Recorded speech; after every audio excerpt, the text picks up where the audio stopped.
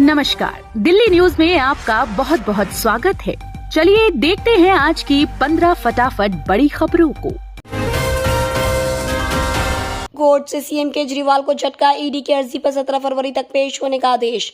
दिल्ली के मुख्यमंत्री और आम आदमी पार्टी के संयोजक अरविंद केजरीवाल को बड़ा झटका लगा है। कारण ईडी के बार बार समन दिए जाने के बाद भी पेश न होने पर कोर्ट ने केजरीवाल को पेशी का समन जारी किया है।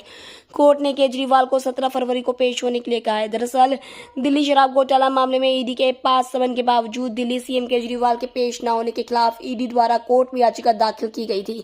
याचिका पर सुनवाई करते हुए राउज एवेन्यू कोर्ट ने बुधवार को फैसला सुनाया और केजरीवाल को 17 फरवरी को पेश होने का समन जारी किया।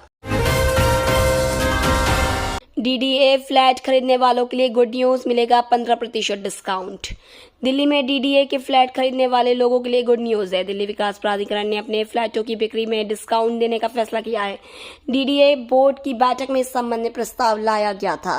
डीडीए ने बोर्ड मीटिंग में इस प्रस्ताव को मंजूरी दी। ऐसे में नरेला सेक्टर A1 A4 में MIG फ्लैट खरीदने वाले लोगों को 15%, जबकि केंद्र और राज्य सरकार के कर्मियों को 25% डिस्काउंट मिलेगा। यहाँ डीडीए के 440 फ्लैट्स हैं। नरेला के सेक्टर में बने फ्लैट्स पहले आओ पहले पाओ स्कीम का हिस्सा है। दिल्ली हाई कोर्ट से संजय सिंह को बड़ा झटका, खारिज हुई जमानत याचिका।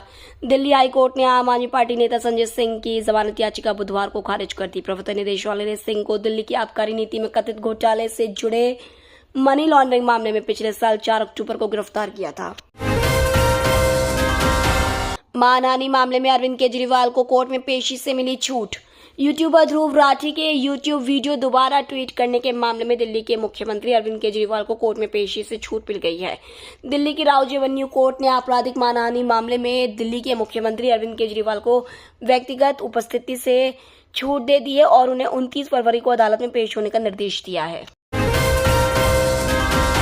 दिल्ली पुलिस ने एक हथियार सप्लायर को किया गिरफ्तार, कई ऑटोमेटिक पिस्टल बरामद। राजधानी दिल्ली में पुलिस ने एक आर्म्स सप्लायर को गिरफ्तार किया है, जिसके पास से पुलिस को ऑटोमेटिक पिस्टल बरामद हुए हैं।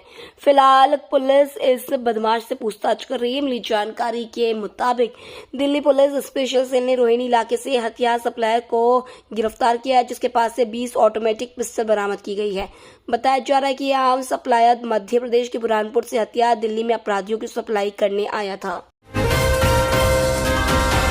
फेक आईडी से गृह मंत्रालय की सुरक्षा में सेंधमारी की कोशिश में एक शख्स गिरफ्तार। संसद के बाद अब दिल्ली में गृह मंत्रालय का सुरक्षा चक्र तोड़ने की कोशिश का मामला सामने आया है। दिल्ली पुलिस ने बुधवार को नॉर्थ ब्लॉक स्थित गृह मंत्रालय के ऑफिस में घुसने की कोशिश करते हुए एक शख्स को गिरफ्तार किया है। आरोपी का नाम आदित्य प्रताप सिंह है। वह फर्जी पहचान पत्र से मंत्रालय के दफ्तर में घुसने की कोशिश कर रहा था। आदित्य किस मकसद से फर्जी आईडी पर घुसा, इसकी दिल्ली पुलिस की टीम जांच कर रही है। दिल्ली में माहौल बिगड़ने की आशंका को लेकर थानों को अलर्ट पर रहने का निर्देश। दिल्ली में सांप्रदायिक माहौल बिगड़ने की आशंका है। दिल्ली पुलिस की स्पेशल ब्रांच ने सांप्रदायिक रूप से संवेदनशील इलाकों में शांति बनाए रखने के लिए सभी पुलिस थानों को अलर्ट रहने के निर्देश जारी किए हैं। दिल्ली पुलिस की स्पेशल ब्रांच की ओर से जारी निर्देश में कहा गया है कि सभी पुलिस थाने सीए विरोधी आंदोलन और 2020 के दिल्ली दंगों में शामिल उपद्रवियों पर कड़ी नजर रखें। सिलक्यारा टनल ऑपरेशन के जवान दिल्ली में सम्मानित। दिल्ली में भारतीय राष्ट्रीय राजमार्ग प्राधिकरण के एक्सीलेंस अवार्ड 2022 के समारोह में भारत सरकार के मंत्री ने सिलक्यारा टनल ऑपरेशन में एनडीआरएफ जवानों को सम्मानित किया। दिल्ली में आयोजित भारत सरकार की ओर से भारतीय राष्ट्रीय राजमार्ग प्राधिकरण उत्कृष्ट पुरस्कार समारोह में उत्तरकाशी सिलक्यारा टनल में फंसे मजदूरों को बाहर निकालने वाले गदरपुर 15वीं वाहिनी एनडीआरएफ के 4 जवानों को सड़क परिवहन और राजमार्ग मंत्री नितिन गडकरी ने सम्मानित किया। भारतीय क्रिकेट के लिए ऐतिहासिक दिन, जसप्रीत बुमराह पहली बार बने नंबर 1 गेंदबाज। आईसीसी ने बुधवार को ताजा टेस्ट रैंकिंग जारी की, जिसमें जसप्रीत बुमराह ने इतिहास रच दिया है। जसप्रीत बुमराह आईसीसी टेस्ट गेंदबाज रैंकिंग में नंबर 1 बन गए हैं। भारतीय क्रिकेट के लिए यह ऐतिहासिक दिन है। यह पहला मौका है जब भारतीय तेज गेंदबाज नंबर 1 टेस्ट गेंदबाज बनाए हैं। रविचंद्रन अश्विन को रैंकिंग में नुकसान हुआ और वो तीसरे स्थान पर खिसक गए हैं। बाजार में आते ही छा गई मोदी सरकार की भारत दाल, जानिए क्या है कीमत। दाल की बढ़ती कीमतों पर लगाम लगाने के लिए सरकार ने पिछले साल अक्टूबर में भारत दाल ब्रांड के तहत चने की दाल बेचना शुरू किया था। इसके 1 किलो के पैक की कीमत 60 रुपए रखी गई थी और 30 किलो का बैग 55 रुपए किलो के भाव पर उपलब्ध है।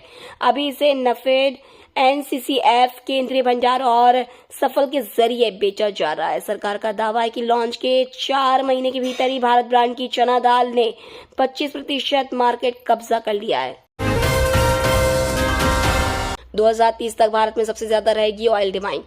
इंटरनेशनल एनर्जी एजेंसी की रिपोर्ट के अनुसार तेज आर्थिक विकास के चलते 2030 तक पूरी दुनिया में सबसे ज्यादा क्रूड ऑयल की डिमांड भारत में देखने को मिलेगी। रिपोर्ट में बताया गया है कि शहरीकरण, औद्योगिकीकरण व समृद्ध हो रहे मध्यम वर्ग के चलते भारत में ज्यादा ऑयल डिमांड रहने वाली है। भारत की तेल कंपनियां घरेलू डिमांड में बढ़ोतरी को ध्यान में रखते हुए रिफाइनिंग क्षमता में बड़ा निवेश करने वाली है। ओवैसी ने कहा, यूसीसी हिंदू कोड के अलावा कुछ नहीं। हैदराबाद सांसद असदुद्दीन ओवैसी ने उत्तराखंड विधानसभा में पेश हुए यूसीसी बिल पर सरकार को घेरा है। ओवैसी ने कहा है कि यूसीसी एक संवैधानिक मुद्दा है। केंद्र ने कहा है कि ये संसद से ही लागू होगा, फिर एक राज्य इसे कैसे लागू कर सकता है? यह हिंदू कानून है। आदिवासी इस कानून के दायरे में क्यों नहीं है? यह हिंदू कोड से ज्यादा कुछ भी नहीं है। सरकार का बड़ा एक्शन, बंद की 3,02,000 सिम। केंद्र सरकार ने 3,02,000 सिम कार्ड को ब्लॉक कर दिया। यह जानकारी सरकार ने लोकसभा में दी। केंद्रीय गृह राज्य मंत्री अजय कुमार मिश्रा ने लोकसभा में एक सवाल का जवाब देते हुए बताया कि साइबर स्कैम पर शिकंजा कसने के लिए यह एक्शन लिया है। गृह राज्य मंत्री ने बताया कि कई गैर कानूनी वेबसाइट्स का पता लगाया है जिनका कनेक्शन इन्वेस्टमेंट प्रमोट करने और अन्य तरह के स्कैम से है। गृह राज्य मंत्री ने बताया कि पुलिस ने 3,02,000 सिम कार्ड और 49,000 IMEI की रिपोर्ट की, जिसके बाद सरकार ने इस सिम कार्ड को ब्लॉक करने का फैसला लिया। लक्षद्वीप को टूरिस्ट हब बनाएगी मोदी सरकार, विकास पर खर्च करेगी 3600 करोड़। केंद्र सरकार लक्षद्वीप के विकास पर 3600 करोड़ से अधिक खर्च करेगी। दरअसल केंद्र सरकार इसके अलग अलग द्वीपों में विभिन्न तरह की सुविधाएं विकसित की करेगी। इससे भारतीय टूरिस्ट बिना विदेश गए ही अपने देश में सुंदर समुद्री तटों का आनंद उठा सकेंगे। केंद्र सरकार लक्षद्वीप को टूरिस्ट हब में बदलने की कोशिश में लगी हुई है। राष्ट्रपति द्रौपदी मुर्मू ने दिल्ली मेट्रो में की यात्रा। राष्ट्रपति द्रौपदी मुर्मू ने बुधवार को दिल्ली मेट्रो से यात्रा की। उनकी इस यात्रा का वीडियो भी एक सोशल मीडिया में वायरल हो रहा है। वीडियो में राष्ट्रपति मेट्रो के अंदर सीट पर बैठी हुई नजर आ रही है, जबकि उनके इर्द गिर्द सुरक्षा कर्मियों की भारी भीड़ नजर आ रही है। राष्ट्रपति को मेट्रो में यात्रा के दौरान DMRC के उच्च अधिकारी मेट्रो के बारे में जानकारी दे रहे हैं। साथ ही राष्ट्रपति द्रौपदी मुर्मू अपनी यात्रा के दौरान मेट्रो अधिकारी से सवाल करती हुई भी नजर आ रही हैं। तो ये थी आज की बड़ी खबरें। डेली खबरों से अपडेट रहने के लिए चैनल को सब्सक्राइब करना बिल्कुल न भूलें। धन्यवाद।